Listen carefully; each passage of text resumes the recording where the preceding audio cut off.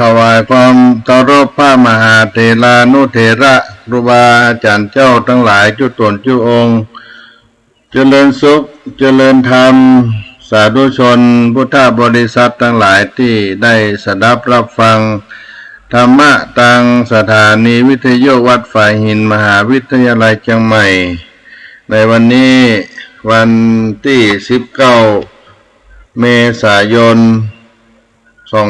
2565เป็นวันอังคารเดือน7เหนือลง3ค่ำอาตมาภาพท่านพระครูปัญญาสังฆการก็ได้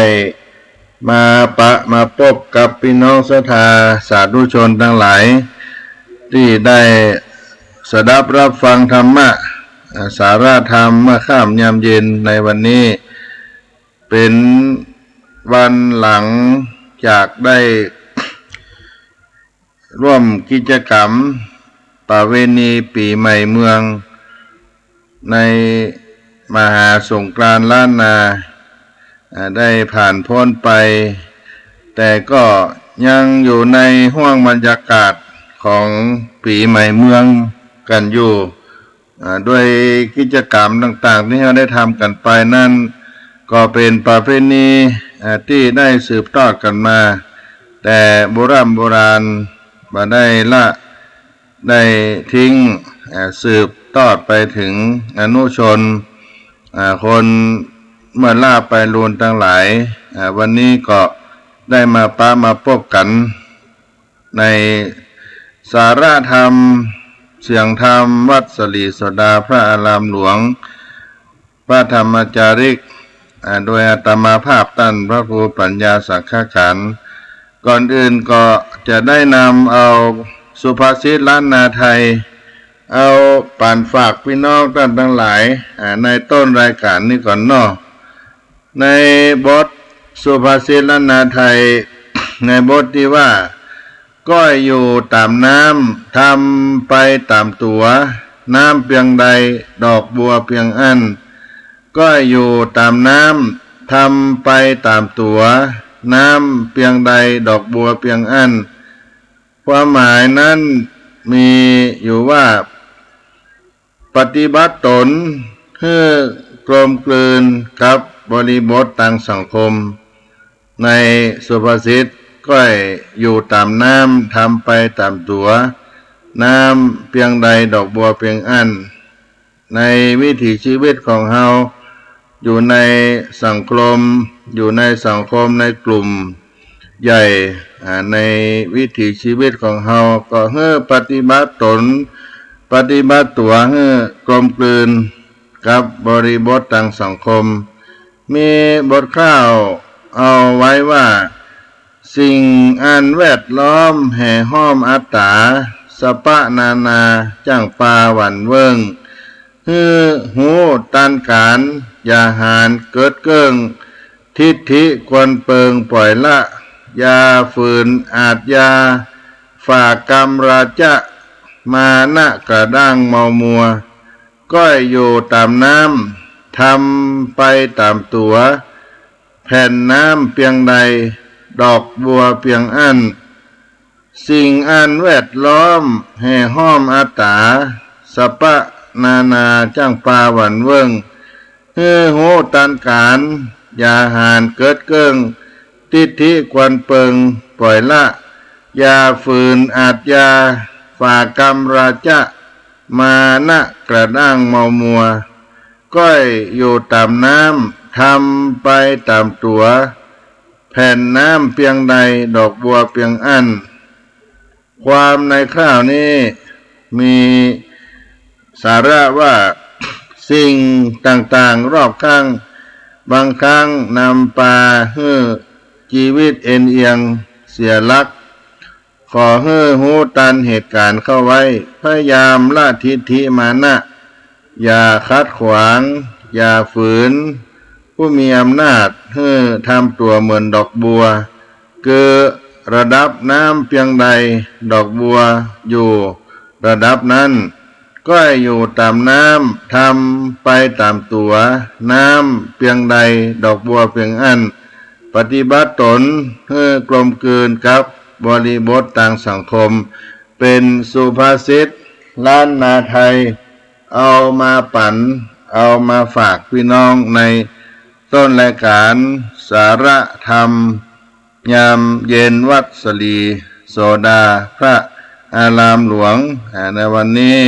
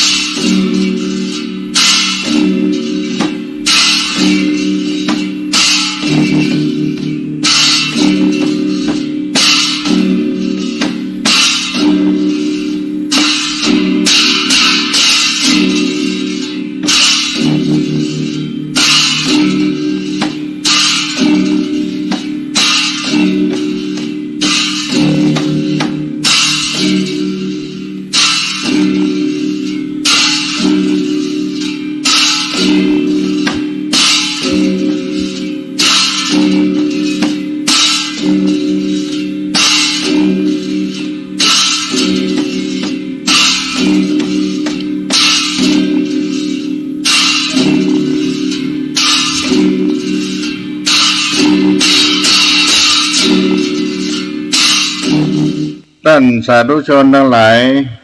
เราได้ร่วมกันรักษาประเพณีอันดีงามของหมู่เฮาเอาไว้ในเรื่องของประเพณีปีใหม่เมืองโดยเฉพาะที่ควงอนุสาวรีย์ท่านครูบาเจ้าสลีวิจัยอันเป็นสถานที่พี่น้องทั้งหลายได้มีโอกาสเดินทางมาแสวงบุญแล้วมากราบมาไหว้ครูบาเจ้าศรีวิจัยแล้วก็ขึ้นไปนมัสการพระบรมธาตุเจ้า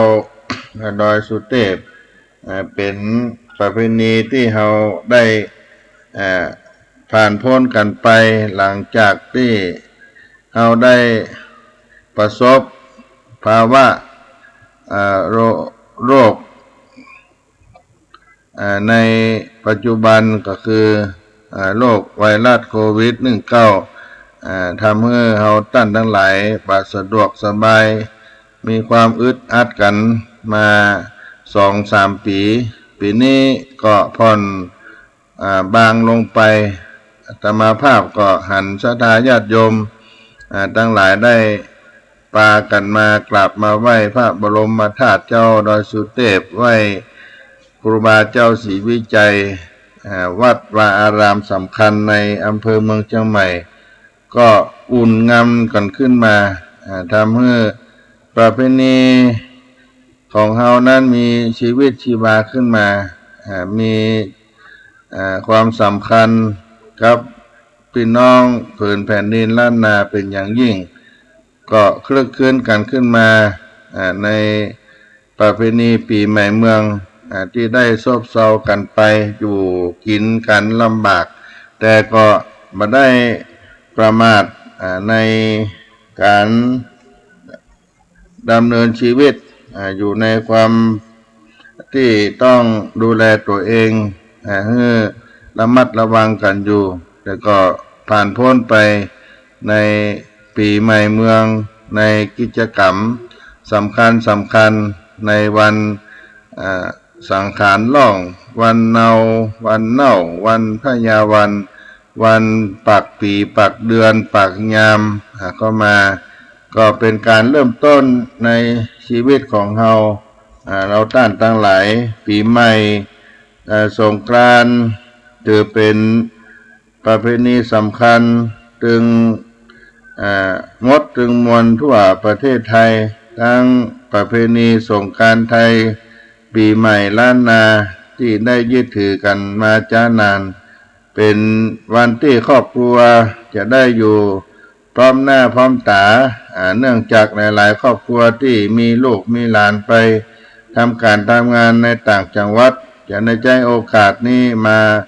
รวมกันแถมครั้งหนึ่งและร่วมทำกิจกรรมในครอบครัวการลดน้ำดำหัวเล่นน้ำสงกรานต์การจัดกิจกรรมที่เป็นประโยชน์ต่อสังคมขนทรายเข้าวัดทำบุญเฮือทานซึ่งสิ่งเหล่านี้ได้เสริมสร้างคุณค่าและความสำคัญในมหาสงกรานต์ปีใหม่เมืองล้านนาไทยของเราได้ทวีคูณยิ่งขึ้นและก็ส่งผลวันสงกรานต์เป็นวันที่มีคุณค่า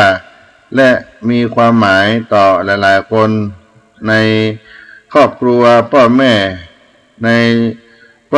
ลูกในครอบครัวก็เป็น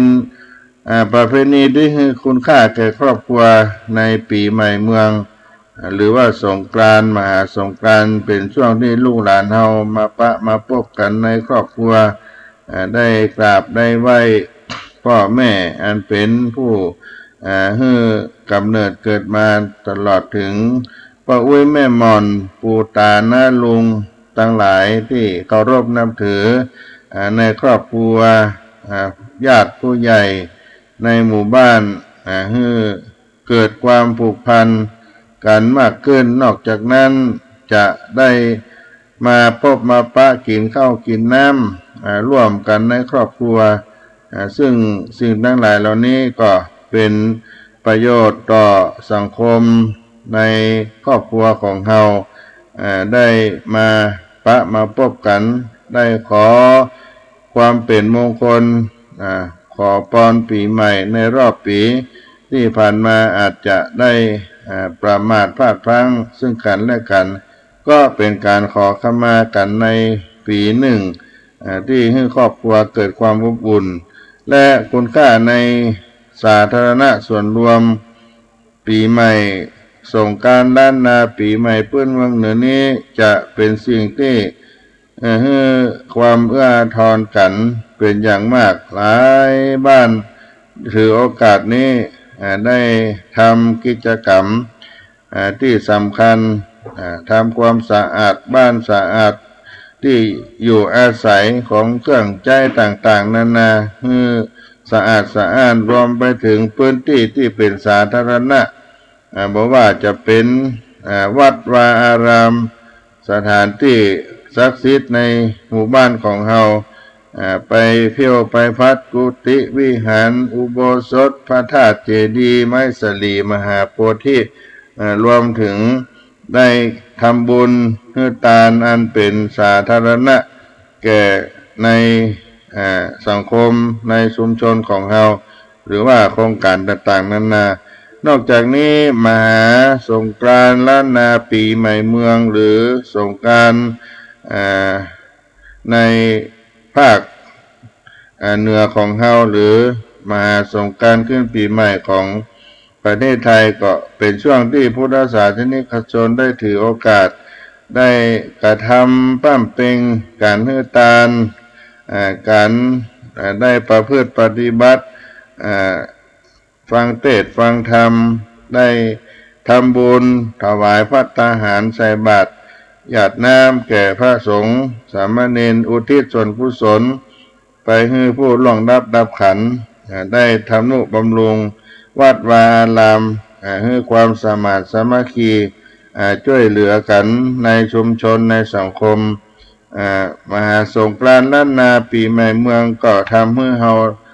ได้สร้างความเป็นผู้มีความกตัญญูกตเวทิตาธรรมด้วยและที่สำคัญก็ให้ความกตัญญูกตเวทิตาต่อเวทีกตัญญูกตเวทิตาต่อบุพการีชนสร้างความกตัญญูกตเวทิตาธรรมแสดงถึงความสัมพันธ์ระหว่างบุคคลที่ให้ ความอุปการะที่เขาเรียกว่าบุพการีชนกับบุคคลที่รับความอุปการะที่เรียกว่ากตัญญูกตเวทิตาชนกตัญญูนั้นหมายถึงการรู้จักระลึกถึงบุญคุณที่บุพการีชนได้กระทำแล้วต่อตนกตเวทิตากตเวทีก็หมายถึงตอบแทนบุญคุณท่านเป็นบุพการีของตนของเฮาพ่อแม่เป็นบุพการีชนแรกของคนทั้งหลายอุปการะคนที่ท่านได้กระทำต่อลูกต่อหลานต่อบุตรต่อลูกต่อเต้าบุตรธิดาได้บำรุงเลี้ยงดูลูกบุตรธิดาตั้งแต่เกิดจนเติบโตใหญ่ขึ้นมาเป็นหนุ่มเป็นสาว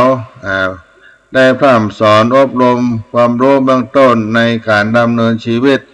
แนะนำสั่งสอนการอยู่ร่วมกันกับคนอื่นในสังคมคอยที่ปกป้องเมื่อมีภัยอันตรายมาก้ำมาก่ายสนับสนุนให้ลูกเต้าได้รับการศึกษาที่เหมาะสมตรงตามต้องการเติบโตใหญ่ควรแก่การมีครอบครัวก็หาคู่หากิมภรรยาสามีที่สมควรถูกใจแก่ลูกแก่เต้าตนตามฐานะแล้วก็มีทรัพย์สมบัติทรัพย์สินก็ให้มอบไปตามโอกาสอันเหมาะสมลูกเต้าทั้งหลายผู้เป็นกตัญญูชนบุตรธิดาผู้เป็นกตัญญูชนย่อมรู้จักและลึกถึงอุปการะคุณของพ่อของแม่ได้อยู่เสมอคาถึงวัยที่สามารถแสดงกตเวทีต่อต้านก็บำรุงเลี้ยงดูท่านให้ได้รับความสุขอย่างเต็มความสามารถของตัวเฮาของตนเองยามท่านมีกิจธุระจะทำหากกิจนั้นตนสามารถทำได้ก็รับภารกิจนั้นแทนท่าน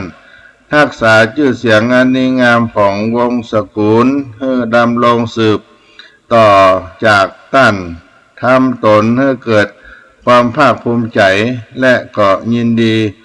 มอบทรัพย์มรดกเมื่อยามเมื่อพ่อแม่ถึงแก่กรรมไปแล้ว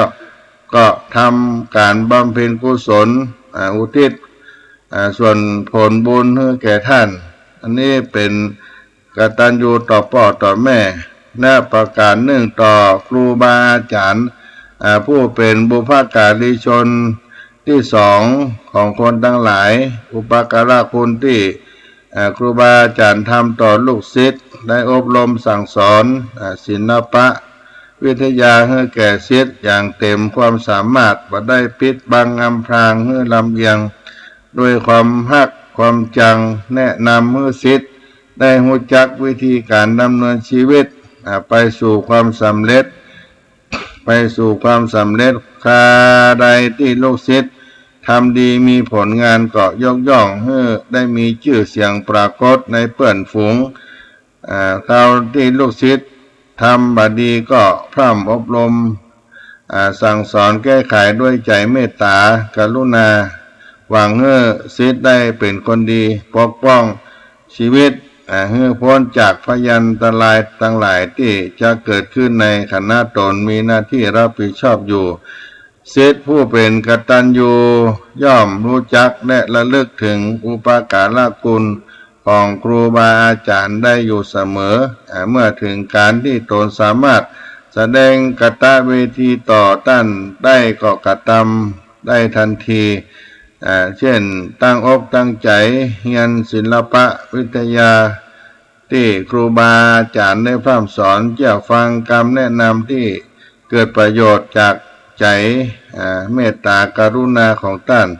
ยามท่านเดินมาก็ลุกขึ้นรับด้วยความอ่อนน้อม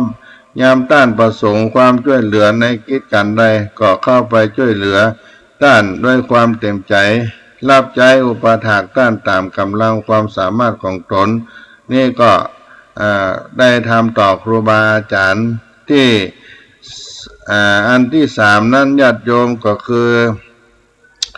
พระสังฆเจ้าในศาสนา เป็นบุพการีชนพระสงฆ์พระสังฆเจ้าในพระพุทธศาสนาพระสังฆเจ้านั้นเป็นบุพการีที่สามของคนทั้งหลายอุปการะคุณที่ทำต่อศาสนิกชนก็คือได้สั่งสอนอบรมธรรมะที่องค์สมเด็จพระสัมมาสัมพุทธเจ้าได้แสดงไว้ให้ศาสนิกชนได้เข้าใจได้อย่างถูกต้องตามหลักธรรมนั้นๆจนศาสนิกชนสามารถนำไปปรับไปประยุกต์ใช้ในการดำเนินชีวิตประจำวันให้เกิดผลตามที่แสดงไว้ในหลักธรรมนั้นแจกแจงแสดงถึงความประพฤติดีชั่วร้ายประพฤติที่ชั่วร้ายนำมาซึ่งความเดือดร้อนแก่ตนเองและสังคมพร้อมทั้งย้ำให้รู้ว่าเป็นข้อห้ามที่พระบรมศาสดาได้บัญญัติไว้บ่ให้ปฏิบัติแนะนำพันละนาถึงความดีที่นำความสุขให้บังเกิดขึ้นแก่ตนเองและสังคมให้รู้ว่านี่คือปฏิบัติที่ข้อปฏิบัติที่พระศาสดาทรงย้ำให้กระทำอยู่เสมออนุเคราะห์สงเคราะห์ศาสนิกชนด้วยความน้ำใจอันเปี่ยมด้วยความเมตตากรุณาบอกพรรณนาถึงสิ่งที่ศาสนิกชนยังไม่เคยฟังในหลักธรรมของพระบรมศาสดาแจกแจงหลักธรรมที่ศาสนิกชนเคยฟังแล้วบ่เข้าใจแจ่มกระจ่างมากเพิ่มขึ้นแนะนำวิธีดำเนินชีวิตไปสู่สวรรค์หรือสุคติในศาสนายามเมื่อต้นตายไปจากโลกนี้ศาสนิกชนผู้เป็นกตัญญูชนย่อมรู้จักและเลือกถึงอุปการีคุณต่อพระสงฆ์หรือผู้ที่บวชในพระพุทธศาสนาได้อยู่เสมอเมื่อประสงค์จะแสดงกตเวทีต่อท่านด้วยการปฏิบัติศาสนกิจอย่างถูกต้องตามที่ท่านสอนด้วยความยินดีต้อนรับท่านเสมอเมื่อท่านมาเยือนในบ้านในเฮือนช่วยเหลือในกิจของท่านตามกำลังความสามารถของตนบริจาคทรัพย์สินแรงกายในการทำนุบำรุงวัดหรือศาสนสถานที่ท่านพำนักพักอยู่เพื่อมีควรแก่สมณะบริโภคจะทำจะอู้จะพูดจะคิดนึกคิดสิ่งใดที่เกี่ยวเนื่องกับท่านต้องกระทำด้วยความเคารพและเมตตาต่อท่านลำดับต่อไปในพระบาทสมเด็จพระเจ้าอยู่หัวเป็นบุพการีชนที่สี่ของพระสงฆ์นิกรพระมหากรุณาธิคุณต่อพระสงฆ์นิกรที่พระราชทานองค์การโครงการที่อำนวยประโยชน์ให้แก่พระสงฆ์นิกรอย่างทั่วถึงทางยามปกติประสบภัยก็ดีพระราชทานพระบรมราโชวาทที่เป็นหลักกอบธรรมะก่อประโยชน์ต่อการดำเนินชีวิตที่อำนวยสันติสุขแก่บุคคลคณะบุคคลที่เข้าเฝ้าตามโอกาสต่างๆยามประเทศชาติเกิดวิกฤตการณ์ทรงเป็นผู้นำพระสงฆ์นิกรให้พ้นจากภัยแห่งวิกฤตการณ์นั้นทรงมอบหมายให้พระบรมวงศานุวงศ์ปฏิบัติ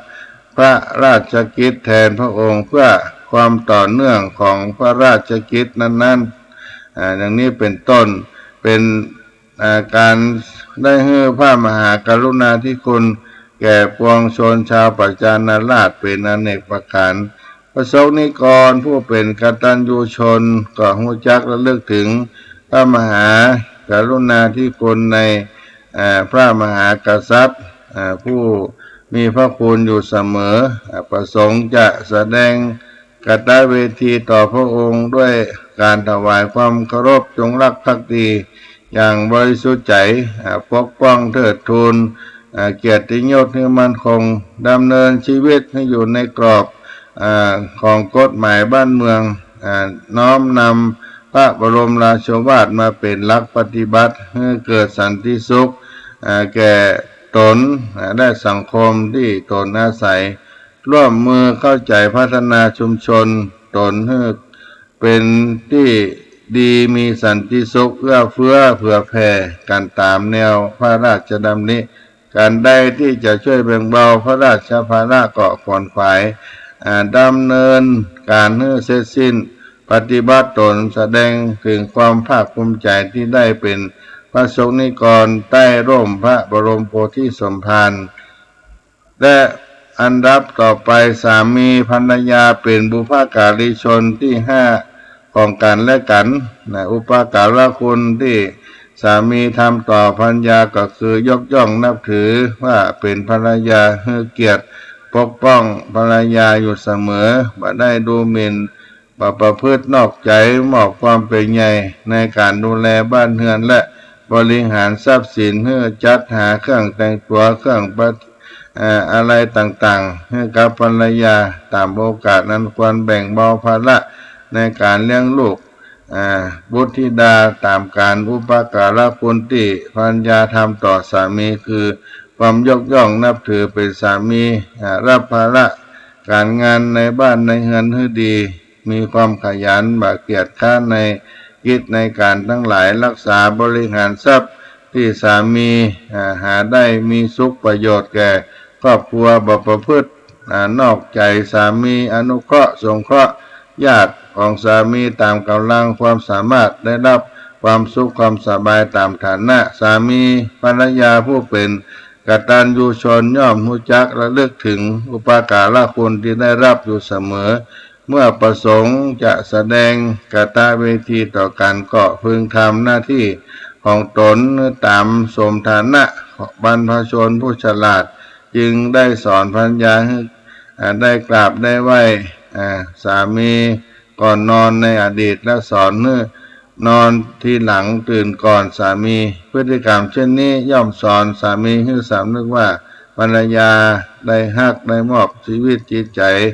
ตัวตนปกป้องดังนั้นสามีก็พึงสำนึกหน้าที่ของตนว่าต้องทำให้ภรรยาได้รับความสุขอยู่เสมอต่อไปเป็นผู้บังคับบัญชา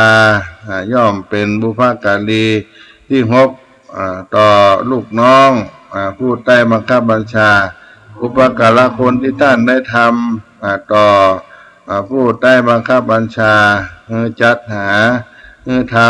ำตามกำลังความสามารถอบรมพัฒนาให้มีคุณภาพชีวิตที่ดีขึ้นสนับสนุนให้มีความเจริญเติบโตในหน้าที่การงานมีความเสมอภาคในการบังคับบัญชาปราศจากมีความสามารถสนับสนุนให้เราได้เติบโตในหน้าที่การงานปราศจากความเป็นอคติปกป้องด้วยคุณธรรมปกป้องผู้ได้บังคับบัญชาให้พ้นจากข้อกล่าวหาที่บ่มีมูลให้เงินเดือนให้การรักษาพยาบาลในเวลาเจ็บไข้บ่ทำร้ายด้วยกายหรือว่าจะบ่เอาเปรียบแรงงานผู้ได้บังคับบัญชาผู้เป็นกตัญญูชนก็ย่อมรู้จักระลึกถึงกุลผู้บังคับบัญชาอยู่เสมอพึงแสดงกตเวทีด้วยการทำงานในหน้าที่อย่างซื่อสัตย์สุจริตพัฒนาตนให้เหมาะสมกับงานพัฒนางานให้มีคุณภาพมากขึ้นสรรเสริญคุณของต้านให้ปรากฏแก่ผู้อื่นปกป้องรักษาเกียรติยศของต้านวนินตาบ่มุ่งแสวงหาประโยชน์ส่วนตนจากอำนาจหน้าที่ของตนและผู้บังคับบัญชาอันดับต่อไปเป็นมิตรมิตรย่อมเป็นบุพการีที่เจ็ดของมิตรอุปการะคุณที่มิตรพึงทำต่อกันปันแบ่งให้สิ่งของให้กำลังใจซึ่งกันและกันการใดที่เป็นสุขประโยชน์ของมิตรก็เร่งทำกันนั้นให้สำเร็จรักษาผลประโยชน์ของมิตรด้วยใจเมตตากรุณาต่อกันเจรจากันด้วยถ้อยคำไพเราะมีความเสมอภาคต่อกันบ่ละทิ้งกันยามเมื่อมิตรพบภัยพิบัติเมื่อมีภัยถึงมิตรพร้อมเป็นที่พึ่งพำนักให้ได้ความนับถือต่อครอบครัวของมิตรบ่เอาเปรียบ ยกย่องมิตรทั้งต่อหน้าและรับหลังบัพปามิตรประสู่ความล้มเหลวของชีวิตมิตรผู้เป็นกตัญญูชนย่อมรู้จักระลึกถึงคุณมิตรที่ได้กระทำต่อตนอยู่เสมอเมื่อแสดงกตเวทีต่อมิตรผู้นั้นก็พึงปฏิบัติตนเช่นนี้ความกตัญญูกตเวทีเป็นคุณธรรมความประพฤติส่วนดีของบุคคลที่มีความสัมพันธ์ได้กล่าวมาก็เป็นสิ่งที่ทำได้ยากต้องมีความตั้งใจจริงพยายามปฏิบัติหน้าที่อย่างจริงใจและมีจริยธรรมอันความสำคัญของบุพการีชนอย่างท่องแท้จึงสามารถปฏิบัติตนได้ตามที่ได้กล่าวมานี่ก็เป็นความกตัญญูกตเวทีต่อบุพการีความกตัญญูกตเวทีเป็นเครื่องหมายของคนดีท่านทั้งหลายเมื่อเราได้ระลึกถึงความกตัญญูกตเวทีนี่ก็เป็นสิ่งที่เราได้ทำแล้วก็จะได้ปฏิบัติกันไปก็เป็นสิ่งที่ข้อคิดสะกิดใจในช่วงปีใหม่ที่เราได้ระลึกถึงผู้ที่มีพระคุณต่อเราเรียกว่ากตัญญูกตเวทีที่เป็นบุพการีที่เราถือว่าบุคคลที่มีพระคุณต่อเราก็นำปั่นฝากพี่น้องเราท่านทั้งหลายในต้นรายการนี้ก่อนในสาระธรรมยามเย็นหลังจากที่ได้ผ่านการทำกิจกรรมประเพณีต่างประเพณีปีใหม่เมืองในล้านนาของเราก็พากันสักกรรมกันเนาะได้รับฟังเสียงคีตะอันเป็นช่วงในเทศกาลปีใหม่เมืองเอามาปั่นฝากพี่น้องต่างหลายก่อนเนาะ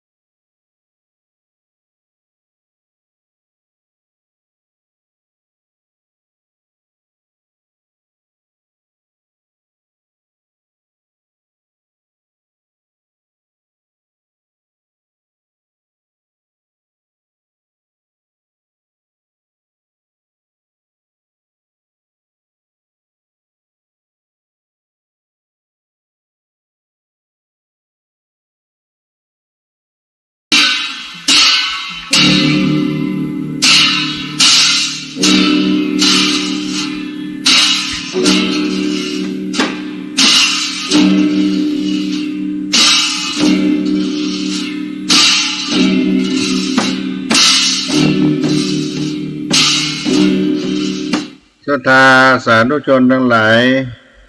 ก็ได้มามาพบกันหลัง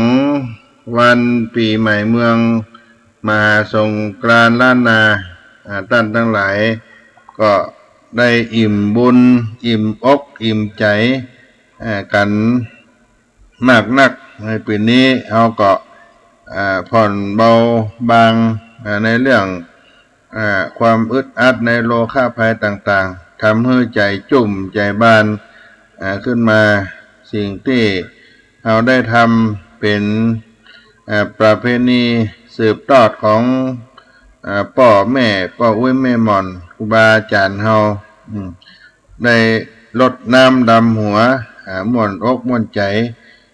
กันในปีนี้ตามที่อาตมาภาพได้สังเกตหันสาธุชนทั้งหลายที่เดินทางมากราบไหว้อนุสาวรีย์ท่านครูบาเจ้าศรีวิจัยซึ่งทางวัดศรีโสดาได้จัดประเพณีประจำปีทุกปีในปีใหม่เมืองมหาสงกรานต์ล้านนาไทยญาติโยมก็มากันนักขึ้นคุ้นหนัวขึ้นในปีนี้ซึ่งเฮาท่านทั้งหลายถือว่าได้มาพักผ่อนประจำปีได้มีโอกาสทำบุญให้กับตัวเฮาและได้แผ่ส่วนกุศลไปให้บรรพบุรุษได้ล่วงลับดาวขันไปแสดงออกถึงความกตัญญูกตเวทีต่อบุพการีที่ได้กล่าวไปตะกี้แล้วก็เป็นวันที่เราได้มาพบมาปะญาติกันรวมญาติกันในครอบครัวอาจจะไปที่อื่นที่ไกลปีใหม่เมืองสงกรานต์ล้านนาก็ได้มาพบกันในวันรวมญาติของครอบครัวแล้วเราท่านทั้งหลายก็ได้อนุรักษ์รักษาประเพณีของเราเอาไว้ได้ทำนุบำรุงในพระพุทธศาสนาได้มีกิจกรรมสำคัญลดน้ำดำหัวพระเจ้าดำหัวพระธาตุส่งน้ำพระเจติยธาตุเจ้าไม้สลีมหาโพธิทั้งหลายเหล่านี้ได้ตานไม้กำสลีก็เป็นมงคลในชีวิตของเฮาในช่วงมหาสงกรานต์ล้านนาไทยได้ประพฤติปฏิบัติกันในปีใหม่เมืองในใต้รายการนี้ก็จะขอปั่นปอนให้ศรัทธาญาติโยมในปีใหม่เมืองให้เป็นมังกรในวันนี้เป็นวันที่19 เมษายนก็ให้เป็นสิ่งที่เป็นมังกรในความก้าวหน้าเจริญในชีวิตสืบไป พุทโธมังกรสัมพุทโธสัมพุทโธที่ปตุตโมพุทธมังกรมากัมมะสัพพทุกขาปมุญจเลธัมโมมังกรสัมพุทโธกัมพีโลตุตโสอนุงธรรมะมังกรมากัมมะสัพพพยาปมุญจเลสังโฆมังกรสัมพุทโธทักขิไนโยอนุตตโรสังฆะมังกรมากัมมาสัพพโลกาปมุญจเลราวิสังขารโลอันว่าสังขารปีเก่าอธิกันโตก็ข้ามล่วงไปแล้วบัดนี้ปีใหม่เกี้ยวก็มารอดมาถึงเติงตันยังหมู่เราเจ้าข้ามหามุลศรัทธาทั้งหลายได้เป็น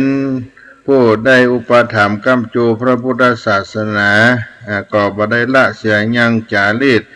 กองแห่งอริยสัพโพธิสัตว์เจ้าทั้งหลายหากได้กระทำมาในที่คากาละเมื่อก่อนบ่ได้ผ่อนสูญหายมูลศรัทธาท่านทั้งหลายก็มีเอกสันตะเป็นหนึ่งเดียวกันได้ตกแต่งน้อมนำมายังบุภาราจาดวงดอกก็ตอกดอกไม้รำเตียนน้ำสุคันโททกะน้ำสุกันโททกะน้ำขมิ้นส้มปล่อย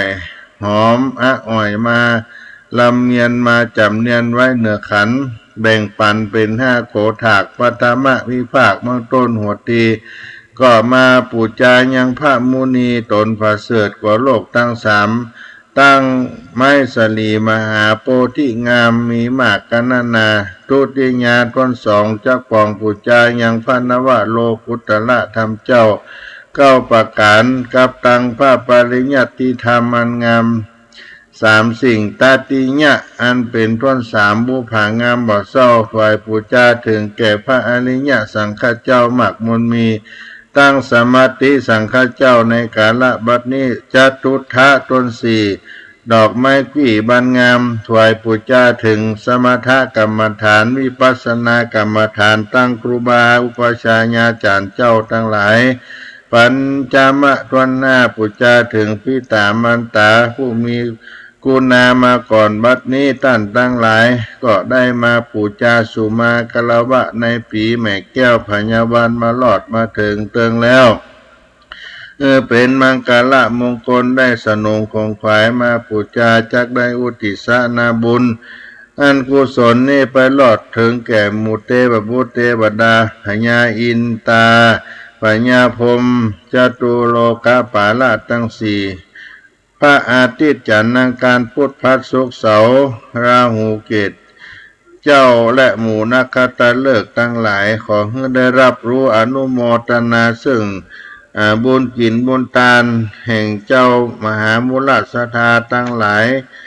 และบัดนี้ก็จะได้ผายแผ่ไปหายังหมู่สัมปันธวงศาญาติกาปิตาพ่อแม่เผ่าพันธุ์คณาญาติกับตังสปะสัตทั้งหลายมากมนมีขอให้ได้รับอนุโมทนาจิมเจ้าเก้าเงามุลสธาท่านทั้งหลายในปีใหม่แก้วมาหลอดมาถึงขอให้สาธุชนมุลสธาทั้งหลายผู้ได้กระทำบุญแล้วนี้จงได้มีความสุขความเจริญมีสติปัญญาเฉลียวฉลาดในบุญมีมิตรสหายอันชอบประกอบด้วยศีลและธรรมคนพาลบาปหนาอย่าได้มาประสบขอให้ได้พบนักปราชญ์เจ้าผู้รู้อาจในธรรมมีรูปสมพันธ์ดีงามอย่าได้ตกต่ำแก่คนและเทวดาตามปณิธานแห่งท่านทั้งหลายด้วยวันนี้ก็เป็นวันดีทิฏฐิอันมันเที่ยงวิเศษก็ได้ผ่านพ้นยังอาทิกันโตปีเก่าก็ล่วงไปแล้วปีใหม่แก้วปัญญาวันก็มาหลอดมาถึงยังท่านทั้งหลายที่ได้กระทำมันเป็นมังกรบ่ได้ละเสียงยังอาติตาป่าเวณีจงบังเกิดความสุขสวัสดีแก่ท่านทั้งหลายจุผู้จุคนสปีติโยวิวัจจันตุสัพพะโลโกวินัสตุมาเตภวัตวันตรายโยสุขีตีขายุโกภวะอภิวาทนาสีริสานิจังมุทาปัจจายโนจัตตาโลธรรมาวัฏันติอายุวันโนสุขังปะลังจงมีแก่ท่านผู้ฟังจุผู้จุคน